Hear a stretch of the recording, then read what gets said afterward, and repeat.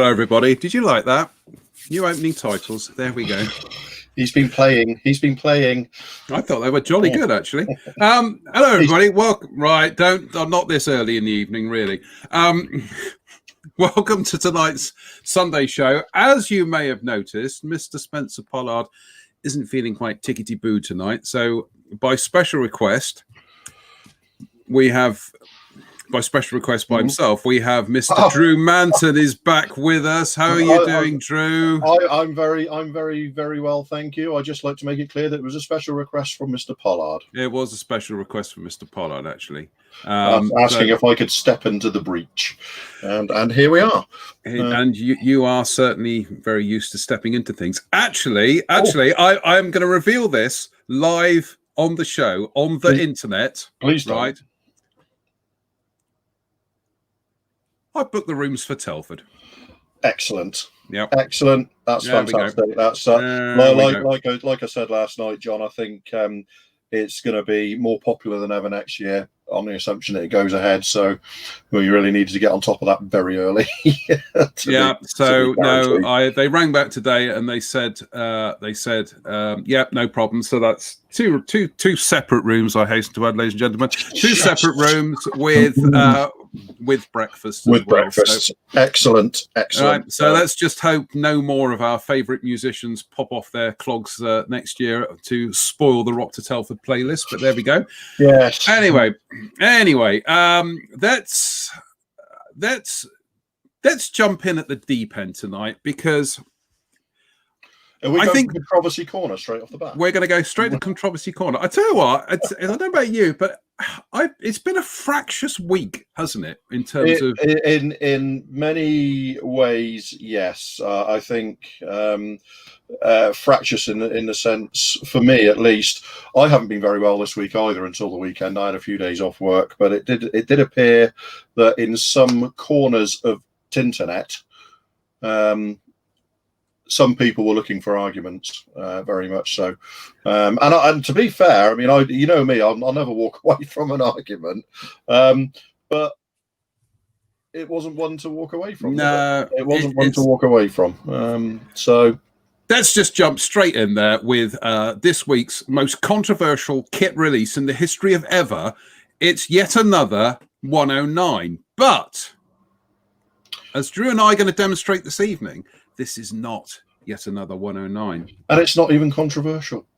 It's not. It should not be controversial. Let's jump straight in then, and let's have a look at what we have got here, because in the history of 109 kits in 72nd scale, I do believe only one kit has ever actually offered the option of dropped flaps.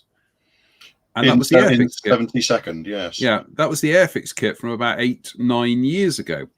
Now, what Special Hobby appear to have done here is they've actually upped their game from Airfix in terms of options, and they've actually included the leading edge slats as separate pieces. So these are essentially the two sprues, and that's all the major components, and these are all the peripheries, of which I think it's fair to say that these are the peripheries which do tend to determine which variant it is going to be.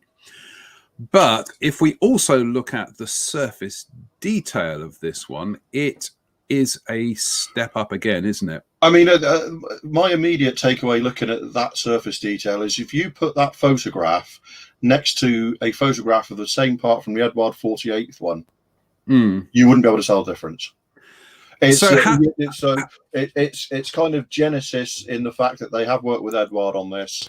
Its Genesis is clear. Its sort of roots are clear, and it is very, very similar in a lot of ways. The breakdown, the construction, the options, and in some parts it looks even more detailed to me.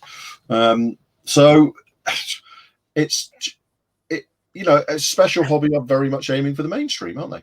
They're very much aiming for the mainstream now. Absolutely.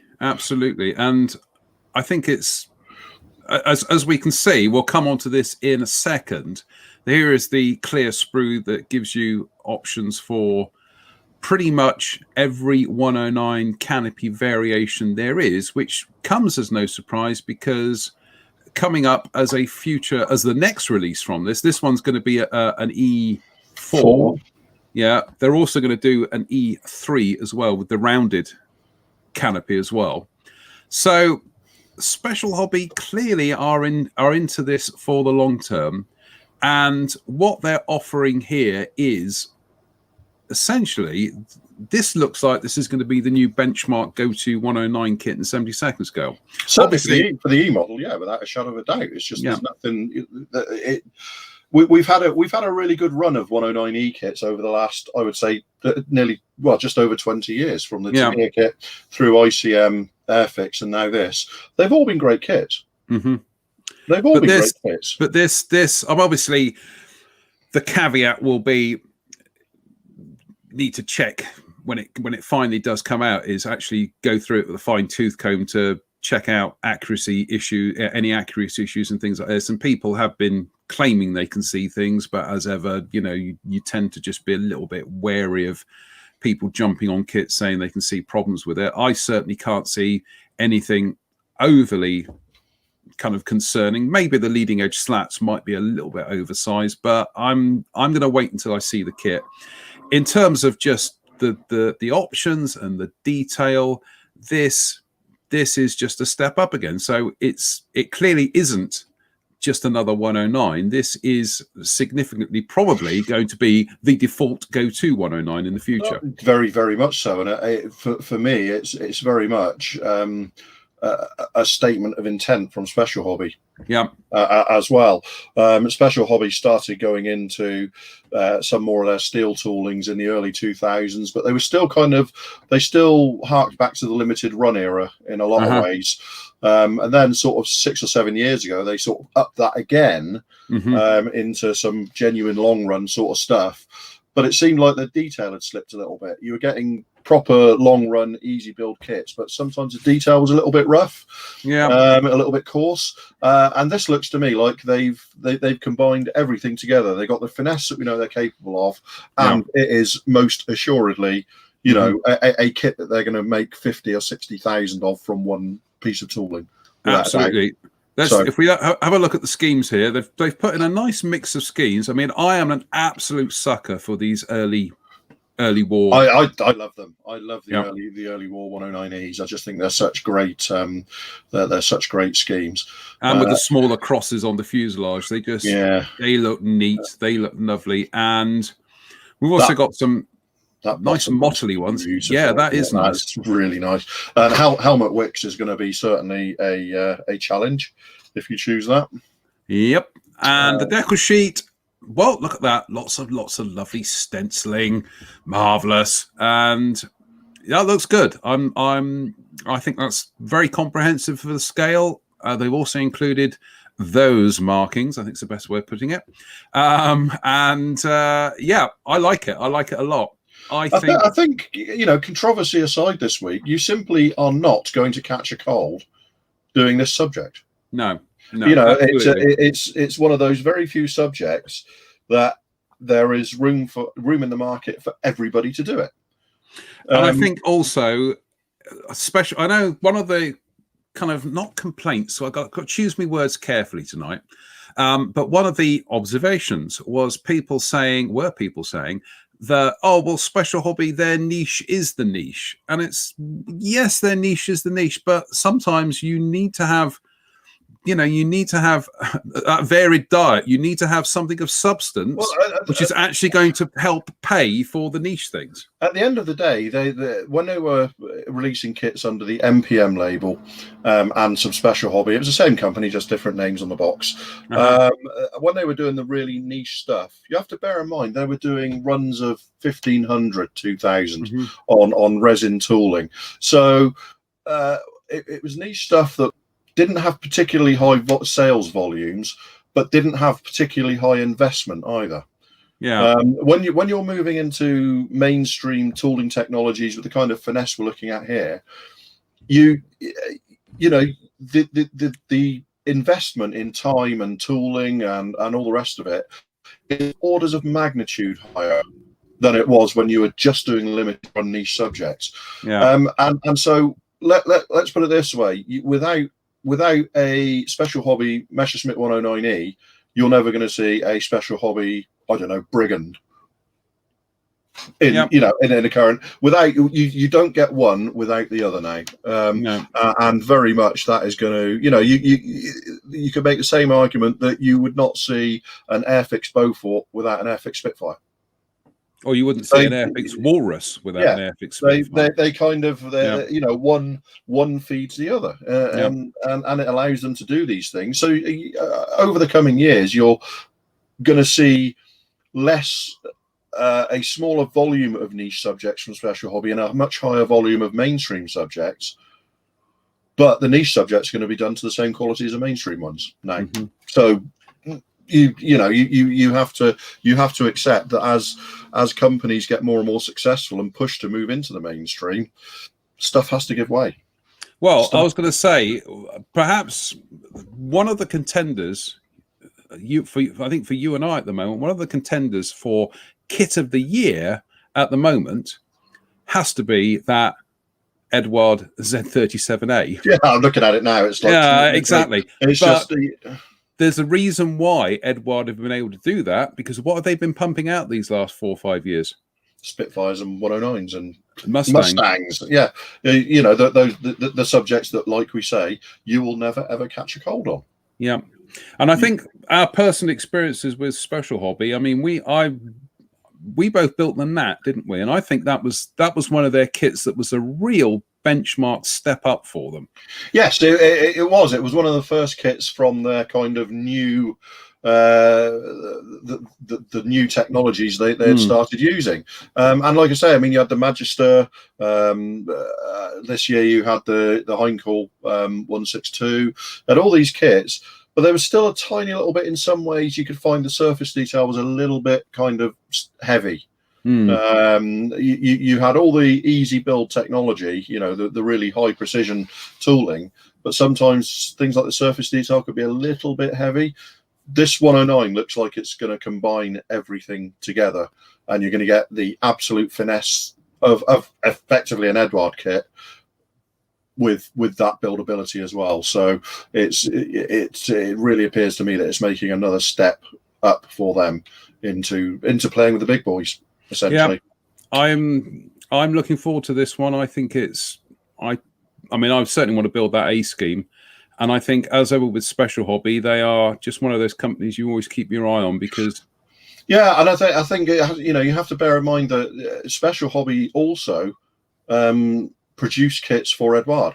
Mm-hmm. Eduard used their Special Hobby's production facilities, and so that's where these kinds of tie-ups come.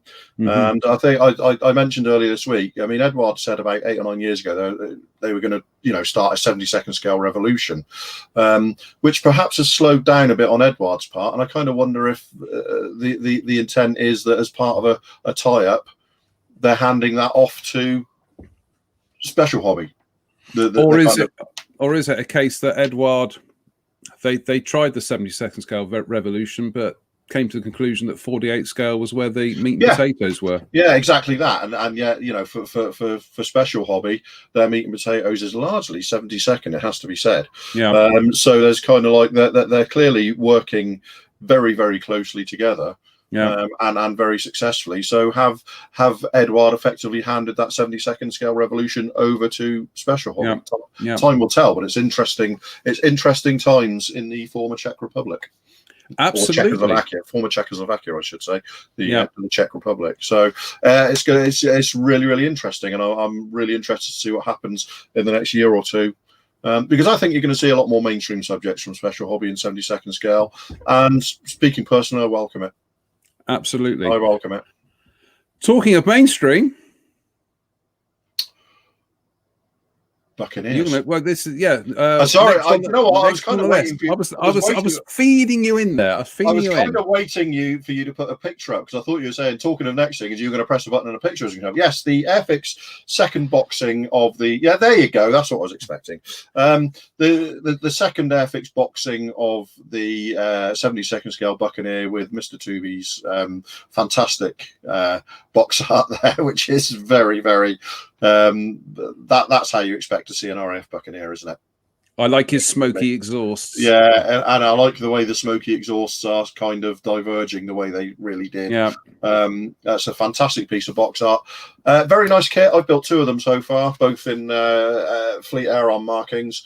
So this is the RAF boxing, sort of not a Gulf War boxing. This is a straight sort of 80s, 90s RAF boxing with an extra sprue with things like the RAF specific tanks, as you can see there, the RAF tail cone parts, which I believe don't have the strengthening plates on them. Bulge bomb bay, and a variety of things like you've got the ALQ 101, the pave spike, laser designator there, targeting pod, laser guided bombs, a sidewinder missile, everything you kind of need, and the RHWR for the tail and stuff like that. Everything you need to do a sort of mid to late period RAF Buccaneer is on that one little sprue, which you will, which is clearly going to replace the Fleet Aeron one in that kit. Builds. It's a very nice model. It builds really well. I have had these parts on a test sprue because I built one of the early ones for Airfix, and I kind of it's very nicely done. It's very nicely detailed. I think on a personal level, I found the laser guided bombs perhaps a little bit clunky. Which seems to be a perennial issue with Airfix. Their Paveway 2 bombs, but it's not. It's not a major issue. It's certainly not a deal breaker. So, is there stuff I would like to have seen? Well, there's always, people are always going to say, I wanted this and I wanted that. And it's going to come down to personal preference. Me, I'd like to have seen a full suite of Sea Eagle missiles. Certainly for the 2 schemes in the box. We're at that kind of really late period of the Buccaneers' life when it was went back into its maritime strike role, essentially, with Sea Eagle missiles. I'd like to have seen that, but you're not going to get everything you want in these, in any given release. So I presume it's coming out in the same range, the same box range as the Fleet Aeron one. So I would say really good value for money. Builds easily, builds nicely, intelligently broken down, very nicely detailed. I think we got two markings options for this one, John. We do have we have the and to me, if as far as RAF Buccaneers go, this is the scheme. This is the scheme. The 2-tone wraparound. It's a Buccaneer looks. I mean, even as a fan of the Fleet Aeron Buccaneers, as I am, being as it's a family thing, there's no denying that a wraparound camouflage Buccaneer is a beautiful thing. Now, some people have asked why, given all the Buccaneer schemes, why this one for the A scheme? The simple answer to that is this was the one that Airfix scanned at the Ulster Aviation Society Museum. So it's kind of a quid pro quo, isn't it? Yeah, exactly. They give you access, and you agree to do their subjects. You're not going to be shy of aftermarket decals to do anything you want. And there are options. There are options there for 2 different iterations of that particular aircraft. So there are variations in there. Yeah, you've clearly got the tail markings, the different nose cone and different intakes and stuff, haven't you, there as well? And this one, I believe, the first time that anybody's got this scheme right, which is possibly, which is kind of it's odd because the information was always out there if you looked at pictures, wasn't it? It's bizarre because I've got the original. I mean, I did the artwork, so let's get that up in front. But I've got the original RAF paint shop drawings for this particular scheme, so it shows you where the undersides are very strange with the way the demarcations all go. And when you're drawing it, you've almost got to try and, a bit like Clint Eastwood in Firefox, think in Russian. You've got to think in 3 dimensions when you're actually putting these underside drawings together, because they just go in really strange directions. But I've been amazed how many, pretty much all the previous sheets that have tried to do this one, they've either got the roundels the wrong size, or they've got the underside colours, the demarcations wrong, or they've got the colours wrong, or it just kind of goes on and on and on. So I know, you know, to be honest, I did peer review this artwork with a number of people, including yourself, just to try and make sure we iron out every single. I can remember the toing and froing we had over the demarcations, just making sure that we were. And once you see them, it is, you know, the photographs show it quite clearly. Yeah. And so one thing I'm noticing about that artwork, and it's a genuine question, it's showing it with the S1 style wingtips. Yes. Is that correct for that aircraft? Do you know what? I do believe it is, but you carry on talking. I'm just going to check online a second. I do believe it is. I don't, because so many of them, you know, they're all fitted. All the ones that went to the Gulf were fitted with the S1 style wingtips because it lowered the gust response when flying over the desert. But I don't know if they were all just had the extended wingtips stuck straight back on when they got back. And it kind of occurred to me looking at that I don't see why that would be an error. So I'm kind of thinking it probably is correct. But it's just an interesting question. That is a very good question. You carry on. I'm just going to... What's the serial number on that one again? It wasn't. I mean, like I say, John, it's not intended as a criticism. It's a genuine question that I just noted, and I think it's kind of worthy of comment, because if it was one that did go to the Gulf, it will have had those small wingtips. Yeah, I don't think they. I'm going to stick my neck out here, but I don't think they retrofitted them on the return. I think for the most part they all had the standard. They just saw out the rest of their life with the small wingtips. Yeah, let me just go and grab my Buccaneer book a second. Because it was only a couple of years. They got back from the Gulf, and like two and a bit years later they were retired. So it's not. But it's kind of like the lots of little details crept into Buccaneers at this stage of their life. But when they were deployed to the Gulf and came back, aerial fits and weapons fits and all this kind of stuff. So. He grabs his Haynes manual on the Blackburn Buccaneer and starts leafing through pages here. See, if I had my other webcam set up, I could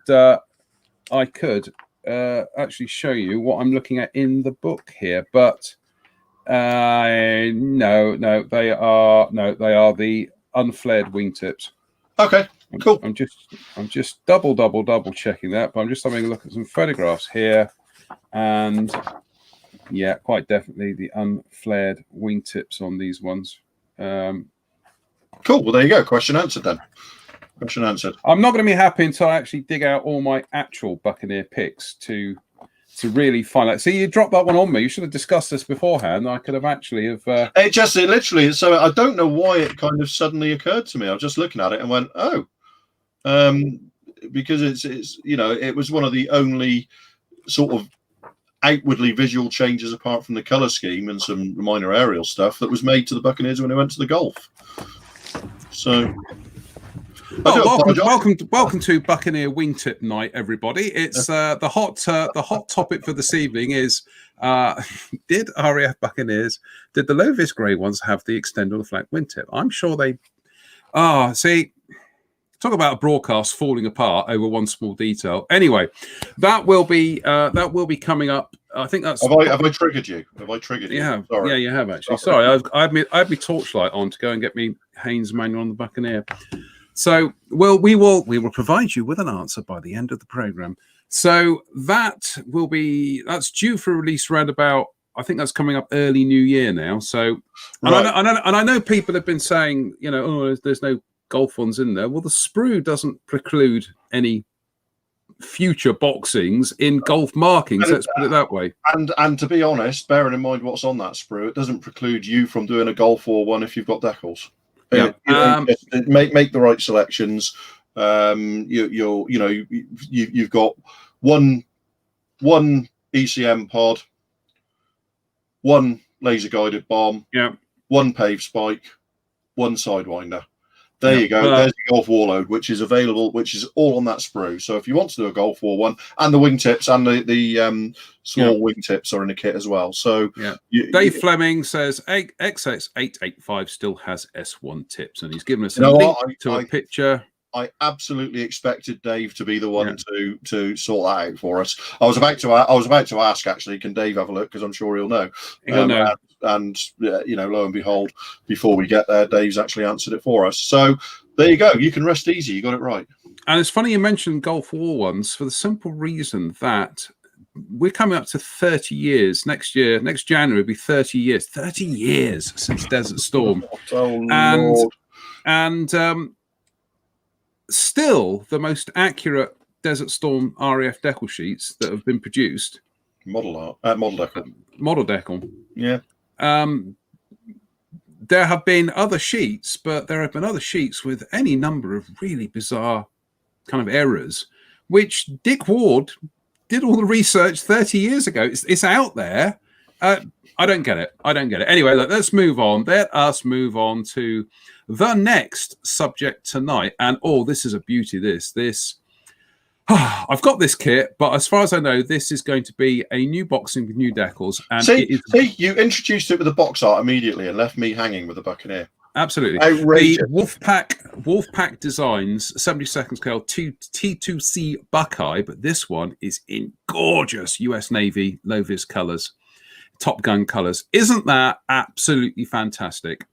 And it's a fantastic kit as well. It's a fantastic kit. I know you've built it, haven't you, Drew? I built one in Greek markings, yes, back about 4 or 5 years ago now. So yeah, I speak from experience. Remarkably large aeroplane. Big chunky beast of an aeroplane. You see, I built the Matchbox kit 10 years ago, which still remains one of my kind of most enjoyable modelling experiences. Yeah, it's an okay model, isn't it? It's I mean, there's no two ways about it. The Wolfpack kit, showed it a clean pair of heels, but when was it released? 1987, 88. That kit. And it's an okay-ish kit of what I've always really thought an attractive little trainer. It is until the Matchbox announced their Buckeye. I think it was 1986, 87. No, 1987. Until they announced their Buckeye in 1987. I hate to say this, I'd never heard of it. Just bizarre, isn't it? Yeah, I mean, it's just. I mean, I'd heard of it because I'd always liked it as a US Navy aircraft, but it was one of those ones where up until Matchbox announced that kit, your only option was the Air Model VAC form, which we know what Air Model. Yeah, exactly. So it's not exactly been overrepresented, but that's kind of like that's the lot of the trainer, isn't it? In many ways, that's a lot of the trainer. But yeah, I mean that's a great scheme. Which off the top of my head, I'm going to suggest is 36307, 35237, and 36251. Those are the three colours for that one, which are basically the same as F-16Ns were painted in the mid 80s.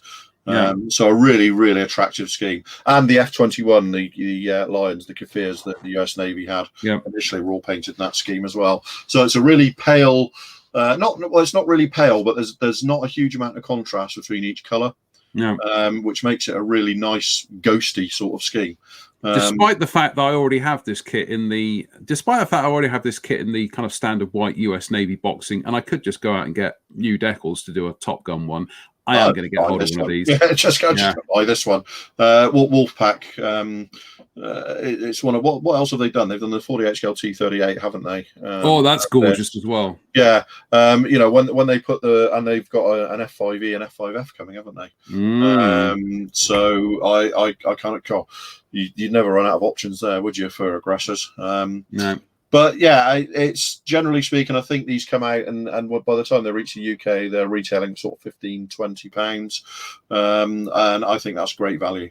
It's a great model, highly recommended. Nice scheme, pretty aeroplane. So and I don't think we're finished with Wolfpack this evening, ladies and gentlemen, as we will find out towards the end of the show. So let us labour on. Here's the link. Here, let us labour on, shall we? Yes, the AC-130H Spectre conversion by Armour for the new Zvezda Hercules, which, by the way, I'm into the painting of with mine after a few days of a layoff when I wasn't feeling very good. So I am still making progress with my one. But yes, I think this is now available, isn't it? I think this is actually, you can order this from Armour's own website. Yeah, the link will be going up after the show. The links are all up there, so just follow the link, click on the link, and there you go. So Armour, being a Ukrainian detail company, doing a lot of conversion sets and stuff.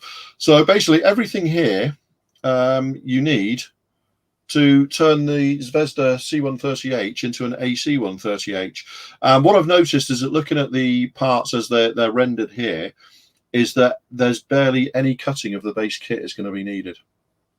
Most of the stuff that you add is stuff that you have to add to the kit anyway. So they're just basically replacing parts with parts. I think there's a couple of windows on the fuselage that need to be cut out, so a couple of small square windows, and a couple of small cuts for the forward 20mm Gatlings. Other than that, everything else is either a straight replacement for the kit part, or a scabbed on detail. So I'm not sure. I'm presuming from that CAD render there that the barrels for the 40mm Bofors and the 105 howitzer are made from aluminium. Yeah, it does appear to kind of, I can't see why they would render that in differently to the rest of it. I have no idea about the price. But looking at knowing what their reputation for detail is like, I think it's going to be very much worth the money for people who want one of those highly aggressive Hercules. It's it's an aircraft been flying since Vietnam as a gunship in various forms. There you go. So you've got a little bit of cutting to do, but I mean, how difficult is it to do that sort of work? If you buy, if you're good enough to buy this sort of conversion kit, you're good enough to cut a few squares out of the fuselage, I would suggest. But yeah, the Hercules has been flying in gunship formats since sort of the 1970 or so, with the original AC-130A in Vietnam.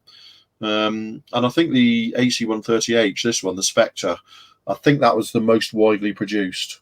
And later replaced now by the AC-130U, or the U-boat as they call it. But yeah, I'm kind of wondering if there are more conversions coming, because you've got things like the Harvest Hawk, which is the US Marines gunship version, which is literally a palletized system that rolls into the back of a standard Hercules. And I think we're looking there. We've got infrared suppressors for the engine exhaust as well, which are sort of an item that is put on or taken off at will, depending on the deployment of the aircraft. But it looks like a very, very comprehensive set. It looks like a very comprehensive, very well detailed set, and not a difficult conversion from the look of it, because everything is either scabbed on or requires a very, very little bit of cutting.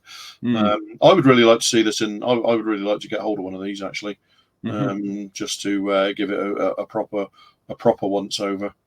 But I really like that, and the kit is a glorious kit. So I think the other thing is when we look back to, again, I hate to keep kind of like harking back 30 years ago. When you think back to 30 years ago, kits that were coming out of, for want of a better phrase, the Iron Curtain, as it used to be known. We're talking about, Novo kits, and there were some indigenous companies. They were, I think, the horrible phrase. Yeah, the horrible phrase always used to be not quite up to Western standards. Yes, but yes. Boy, and then you see a smaller company being able to produce high-end stuff like that these days is absolutely staggering. Some of the detail companies coming from the former Eastern Bloc, I should say, they're just doing absolutely phenomenal phenomenal work. It's almost like we're still in this kind of kickback from when they couldn't do that sort of thing. Yeah, they're still in that kind of honeymoon period of wanting to get every last detail right. And really, and as we're seeing with stuff like that, and there's Zvezda C-130 for that matter, they're starting to look west more as well. It's not just former Iron Curtain or Russian, Eastern European subjects. They're looking to the wider world for their choices now, as are Zvezda and other companies. So it's all good. I really like it, and I'd like to see that conversion. I will have to make a point of trying to get hold of one at some point. In the words of a Genesis song, "Go West, young man." We got some questions here. Mike Williams says, "Are Wolfpack kits taught by Academy? They bear all the hallmarks of them." Couldn't tell you, Mike. I have no idea. I know what you mean, but I think it's fair to say, in the same way that the Airfix, Spitfire, and Lightning bear all the hallmarks from Academy tooling, because they were tooled in Korea. They were tooled in South Korea. So I don't know what the actual provenance of them is, but there is a certain South Koreanness about them. I would say I don't actually. I think. Having built the Buckeye myself, it didn't feel particularly Academy. It did feel very much unique to me. So I don't know, Mike. Honestly, I couldn't tell you. It's an interesting question. Who is doing all the tooling in South Korea? I think Academy are doing their own for the most part. Jen says, "I've got a bullet from one of those from Afghanistan." Well, there's no answer to that. Which one though? What size? Have we got the 20, the 40, or the 105mm? Yeah. Well, I'm sure Jen will elucidate us on that matter at some stage. Dave Fleming, who has been suggested should actually be now our producer. So he's our research assistant, or as Ronnie Corbett used to call him, my producer. Dave Fleming says, "The great thing about these new companies is that they are doing new versions of the old standards in a stunning way." BF 109, C-130. Yeah, absolutely, Dave. Exactly that. People say, "Oh, it's not very, original, not very unique," but I hate to. It's an expression that we trot out ad infinitum, and the reason we trot it out so often is because it's true. An Airfix Hercules is not making any money for Zvezda. Yeah, it's as simple as that. And if Zvezda think they can make money, and going by the way the Hercules has already been selling, from what we've been told, shops literally can't keep them in stock and are now waiting for the second run to be shipped out. They're picking subjects carefully that they know they're going to make that they know are going to be worth their investment. So, no, I 100% agree with Dave. They're doing old standards in stunning ways, because people, time is passing like trains, isn't it? Yeah. We look back and it's just yesterday that the Airfix 109 was out and the Tamiya 109 was out, but they're all sort of, the youngest is sort of 8-9 years ago now. So, if you're getting one kit of a mainstream subject every 8 or 9 years in your preferred scale, the market is not being flooded. The market is not being flooded, and and they're pushing the technology each time. So it's not like you can look at this this Hercules or the Special Hobby 109 and go, yeah, but it's not really bringing anything to the table that Airfix or ICM or Tamiya didn't bring to the table 20 years ago. It clearly is. Yeah. It's clearly a new paradigm in quality and execution. So. Yeah. Jen says 40mm. There we go. They've got that. We've got that sorted out there. So that's two burning issues tonight. Did the low-vis Buccaneer have standard wingtips, and how big is Jen's bullet? So there are. Where's my Kenneth Williams face when I need it? Let's move on. Here's a company we don't talk about much on the channel, Mini Art. Who are they? Never heard of them. Now this is. They have a slew, that's a good word, a slew of new releases this month. Mostly they are kind of reboxings or special editions of previous kits. But as far as I know, this is entirely brand new. and another debit card denting purchase, I think is the best way of putting it. I certainly think somebody who cannot be with us tonight will probably be lining one of these up for his collection, because this is just fabulous, isn't it? I mean, that piece of box art looks like a Spencer Pollard vignette, doesn't it? It does look like a Spencer Pollard vignette. But that, I mean, Special Hobby, like I say, they all jokes aside, that they always have some cunning way of making you part with money. But they really do. And something like this, again, you don't buy something like this and build it as a kit. It is something that you buy and then you dip into and take out what you need at a given time. Like so many of the accessories they do, but this just looks fabulous. It's just looking at that, you're just suddenly ideas for things. And I think that's... And it's the more you look at it, the more little things start popping out, don't they? As you know, there's a little sort of axe stroke hatchet there leaning against the bench there, and you know, there's that little jack behind the anvil there, and you just start seeing little things that every time you look at it, you kind of got going. Clearly, they're going to be in the kit. You know, they're going to be in the box. Why wouldn't they? They wouldn't be in the drawing. Oh, absolutely, yeah. Yeah, I actually wonder. Unfortunately, I haven't seen the packaging for this, but I do get the feeling also that you are going to get some of those. They'll probably put them on the box, but I think you are going to get some of those posters as well. Yeah, I think you're dead right, and I think that's just a great little set. Again, they seem to nail it every time. They're just coming up with great ideas and releasing kits of accessories that, you know, traditionally would have been done in resin or some other way and would have cost you a small fortune. Yeah.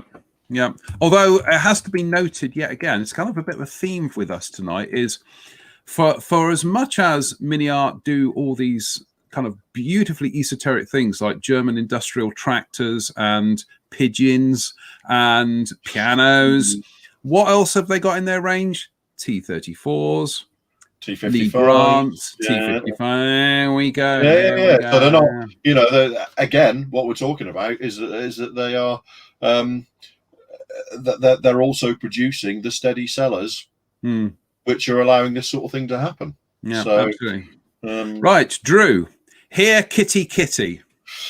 Yes, well, anybody who knows me knows that one, I'm a massive fan of the Tomcat, and two, my favourite Tomcat squadrons are VF1 and VF211, and I have to say, this is a new set of decals from Wolfpack for VF1 70s era Tomcats. Exactly what it says on the exactly what it says there.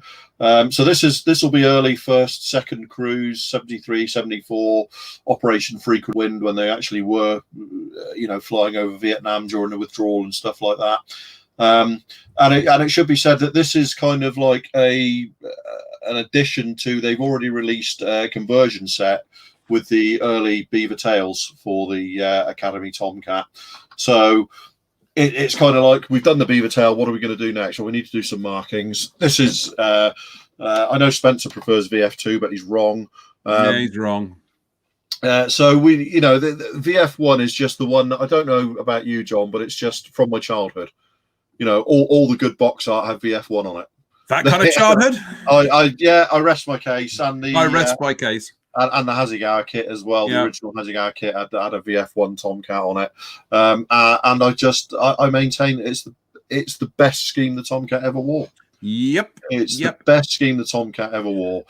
So I'd be interested to see. I did point out that nobody yet had done the early no step markings, which on these early Tomcats were in yellow on the wings. Yoav Afrati actually did correct me in that Microscale did a stencil sheet for early Tomcats, and that did include those in yellow. So it has been done before, but I don't know how easily available it is. So a couple of years back, DXM Decals, another sort of Far Eastern decal company, they did a sheet of VF1 Tomcats, which is a nice sheet, but doesn't have the yellow no step markings. So it's kind of like, for me, that will be the proof of the pudding, which is, it's kind of like, it almost seems, you know, you're picking on a really minor thing, but it kind of like tells you how good the research was. It's the kind of little detail that when people find those little quirks of markings, I do literally and figuratively tip my hat to them, because, as you say, it shows the depth of research. But there can't be any argument that, well, there can be argument, but I won't accept it. But that, a variety of tomcats in VF1 markings, who wouldn't want that in a collection? Basically? Well, I'm having heard the glowing eulogies that you and Mr. Pollard have given that Academy kit, and with this sheet coming out, I've really got to lay that VF1 Ghost to rest and do one in this scheme, because it's gorgeous, and that Academy kit is also absolutely gorgeous. Yeah. And there's no reason to suspect that the Wolfpack conversion set for the beaver tail isn't going to fit perfectly. No. And you've got two styles of beaver tail there, so check your subject. You've got the one with the dielectric fairings and the one with the dielectric fairings removed, and a TCS, the television camera system, or the infrared for below the nose. Well, I think the Academy kit's got that in the kit, so I'd have to check. So I don't understand quite why that's been included, but that is something I'll have to check the kit for. But yeah, in terms of a scheme, I mean, I've promised myself that my Christmas build this year is going to be a VF1 Tomcat in 48 scale. So I've got all the bits on the way from Mr. Reeves. Some of them are already here. I've got the kit. I've got the decals, and like you, it's one that for something that's been my favourite ever scheme, I've never yet done one. No, and it's odd, isn't it? It's odd. Up until 3 years ago, I'd never actually made a Tomcat at all. No, that's and right, that was the Tamiya one that I built, the new Tamiya one. And then this year, I finally did build. Well, I finally did build a 72nd scale one, albeit it had to be done to a brief, which was the Italeri Top Gun one in flying mode with a painted canopy. So I've not really built a 72nd scale Tomcat to my liking and my specifications. And yeah, VF1. Although we have somebody here posting as the interesting modeling code, which means it's somebody with admin privileges, and that can only be one other person. He says it's not, as in VF1 is the finest Tomcat scheme ever. It's not, but thanks for taking part. I have to say that at some point I will have to do a VF1 aircraft, signed Spence. Some code name there, I think. Subtle little secret. Yeah, but no, I think that let's just have one last look at those. Aren't they just? Oh, they're lovely. It is quintessential Tomcat, isn't it? Yeah, absolutely. It is. It's the Wolfpack from Wolfpack, isn't it? That's the best way of putting it. Yeah, absolutely. Yeah. So I very, very much look forward to getting that sheet and getting a conversion and doing it in 72nd as well, because I've only built one Tomcat this year, so that needs to be addressed really. That's an absolutely shocking lapse on your part. Oh yeah, I know. It's been a busy year. What can I say? Your head has been turned by mirages. Yes, very much so. But I've got 6 of those Academy Tomcats downstairs, so I did actually. I went to Mr. Hill's, and we struck a deal whereby I obtained 6 of those in exchange for, cold hard Luca. All right. So I did pay for them. Right. Okay. They were purchased. Let's move on. Right. Now, this is a kit that we talked about a few weeks ago, but some images have now been published. And, well, let's jump in. It's a Polish company called First to Fight. Now, to be honest with you... What a lovely piece of box art. That's a lovely piece of box. All their box art is lovely. All their kits are lovely. I come across people, and I mention First to Fight, and they look at me as if I'm just talking in tongues, and I'm like, well, have you never heard of this stuff? You've never seen this stuff? Ostensibly, their range is more geared towards, I don't want to say war gaming, but it's more geared towards a gaming system, I think is the best way of putting it. These are to 72nd scale. They are of what can best be described as an easy build construction. But don't let that fool you, because they are to a very high standard. In fact, I've built their Fiat truck that they produced a few years ago, which is fantastic. I mean, who else does a Fiat truck, for goodness sake? Anyway, this is the Renault 35 early version. Now, here we go. This gives you an idea of just how that's less than an hour, isn't it? How simplified these models are. But do not confuse simplified for crude, because crude, they certainly are not. And as you can see here, the running gear is all molded in with the wheels. So again, there's going to be a certain amount of simplification there. But, any shortcomings can be copyright, hidden with mud, copyright. But there's the details and the sharpness of the molding on these kits has to be seen to be believed. And they do tend to leave a number of items off as separate, so that you are getting, you're getting better molded parts, and you're getting better depth to the detail as well. Things like the towing eyes there and stuff like that. I mean, that's going to be a minuscule kit. Teeny. I mean, the 35th scale one, I built the Tamiya's 35th scale one, and that's tiny in 35th scale. Yeah, absolutely. Now, this is where I kind of decided, we had a chat about this, and what we might actually start doing at some stage is what I described as pop-up live builds. And something like this is going to be perfect, because hopefully it will introduce people to a range of kits that hitherto they've not been aware of. But it's also just great fun to show how quickly these things can go together, and what great little kits they are. Honestly, they do tend to concentrate on the early kind of German-Polish conflict, or Polish-German conflict, whichever way you want to look at it. But they do lovely things like very early Panzer IIs. They're just doing some early Panzer IIIs, I think, either Panzer IIIs or Panzer IVs. They do a variety of really, really interesting kits in 72nd scale. And I personally can't wait for this one to come out, because I think this is going to make a cracking little project. Not sure about the paint scheme. That's going to make for I've got my 35th scale one painted, and that was a significant challenge. Just a bit.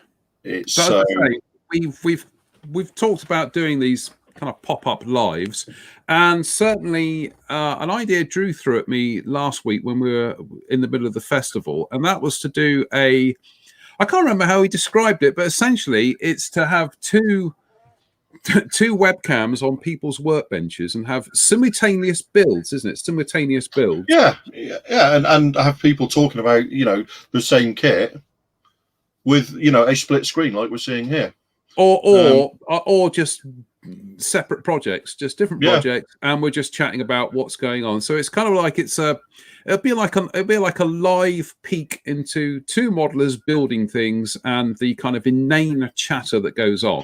I think, and that's the thing, is that, I mean, you and I have done that, and you and I do that. We model at each other. We kind of like, it allows you to do the dull stuff, and Jen and I have done that recently. We've sort of done the video chat while we've both been building models, and it's just you kind of wonder, would people be interested in just seeing that kind of thing going on? And possibly from the feedback we've been receiving, yes, they would. Yeah, it's something that people can sort of dip in and out of as they want, and just pick up stuff as they go along. But there's no, let's put it this way: if they drop out of it, if they have to go and do something else, they're not really going to miss a vital part of a show, because all it is just it's almost like the BBC Spring Watch thing. With the live cams, you can watch it and you can dip in and out if you want. Yeah, I was about to say something avian related, but I'm not going to. But Mr. Andrew Farmer says, Zvezda Art of Tactic quick build evening then. Well, do you know what, Mr. F? That is actually one of the things I did have in mind, because I still have 3 of the Zvezda 72nd scale kits to build here.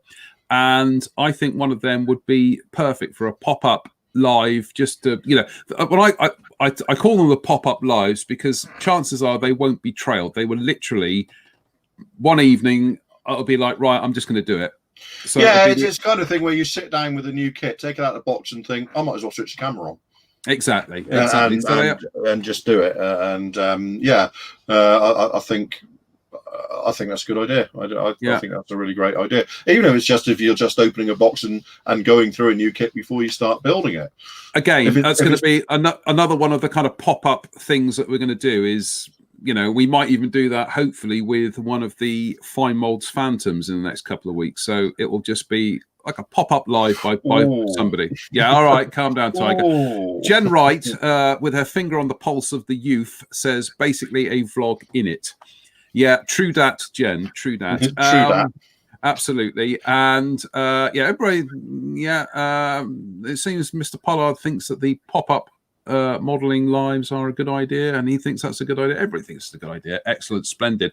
Right, so that's essentially that's one of the things we're going to do, and I think it's going to enable us to throw, certainly from my perspective, is to throw some light on some brands that perhaps people aren't terribly familiar with. So it's companies like First to Fight, Armour Fast from this country, who do kind of quick build armour kits in 72nd scale, S Model, like I say, some of the Vesta quick builds.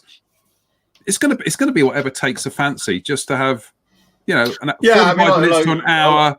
Like I say, John, literally, if you're sitting down at a desk and you think, I might as well turn the camera on. Yeah. Literally that, because it's easy. Most of us have got the facility now to do that. Should we want to?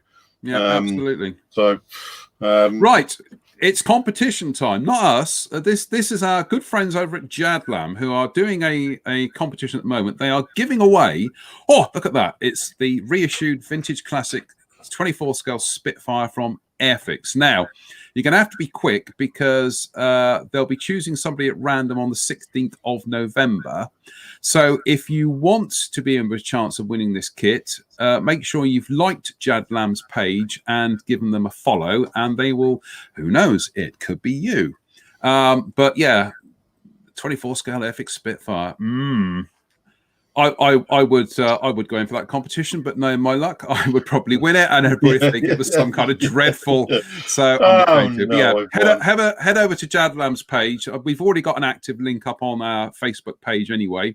So pop over there and, like I say, give them a like and follow them, and you could be the recipient of this vintage classic plastic classic. I was going to say vintage plastic classic. I fluffed that completely. All of those 24 scale kits are just vintage classics in every sense of the word. And incidentally, I'd just like to say, in terms of those kits, if people want to see what these kits can be like being built, on YouTube, Greg, one of our viewers here, Greg Woodbridge, I think, is building the 24 scale Stuka as a series on there. And if you want to see how fabulous these kits can be when built, just more or less straight from the box in terms of the way they assemble, go and check Greg's models out on YouTube and have a look at that. He also built the Messerschmitt 109 last year, the 24 scale Messerschmitt 109. So in terms of that, it's well worth going and digging those videos, searching those videos out and watching them, because it might make you look at those sort of now 50-year-old kits. Well, the Spitfire in a new light. Is 50 this year, and I'm hoping to get hold of one, because that is one of the ones I want to revisit it from the one that I had as a birthday present in 1973, which my father kindly built for me. But I've always wanted to go back and visit that, revisit it, and build it, and just do a kind of like a weathering job on it and everything. And it's just it's well worth looking those things out, because they are, I think the Stuka's probably what, 48, was that 1972? No, the Stuka was much later. That was about 90. I think that was 1976 or 77. Was it that late? Yeah, it was much later. And it shows, because it is a monumental kit, phenomenal kit, even to this day. It's just watching it being built, and the way that the wing assemblies, everything just clicks into place, and the fit is absolutely perfect. It's just it's a really impressive kit to look at, watch being built, and that box art was awesome as well. Question from Jen Wright: Why no KLB, John? Actually, I thought there was a KLB in the kit. Yeah, there is. It is in there. It's it's essentially it's recreation of the original box arts.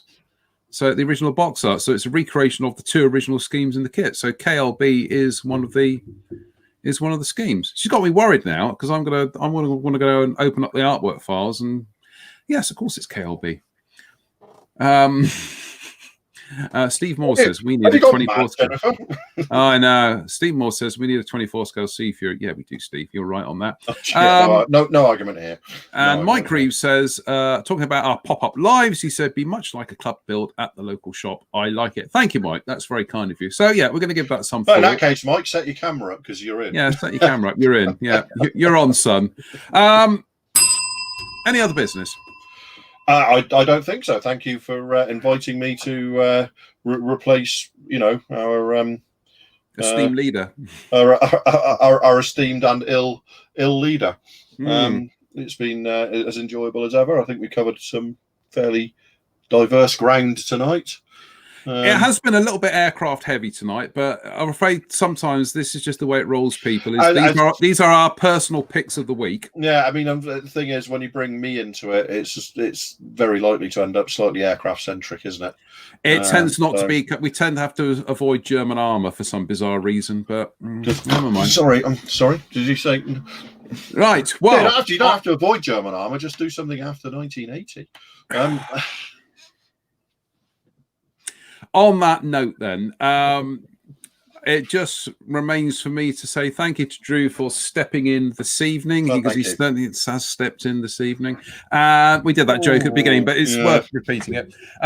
Thanks to everybody who's watched tonight and given us comments. As always, we wouldn't be doing this without your support. So thank you very much. What are we now? We're into 10 days now into lockdown part 2, aren't we? So certainly in the UK, let's all try and be sensible and safe out there, stay out of trouble, and do your bit to sooner we get on top of this, the sooner it's over. So exactly. So on that note, I hope you've enjoyed tonight's show. We will be back midweek. I don't know who's going to be on with me midweek. I haven't yet decided. All depends whether Mr. P has recovered from his lurgy. But we'll wait and see. Mr. Reeves, if you're watching, you might have to fill in as a special guest. So on that note, I'll just say thank you to Drew. Thank you to everybody else watching. Thank you all. Thank you all. And we'll see you I'll see you on Wednesday. See you Wednesday. So from us, take care. Bye for now.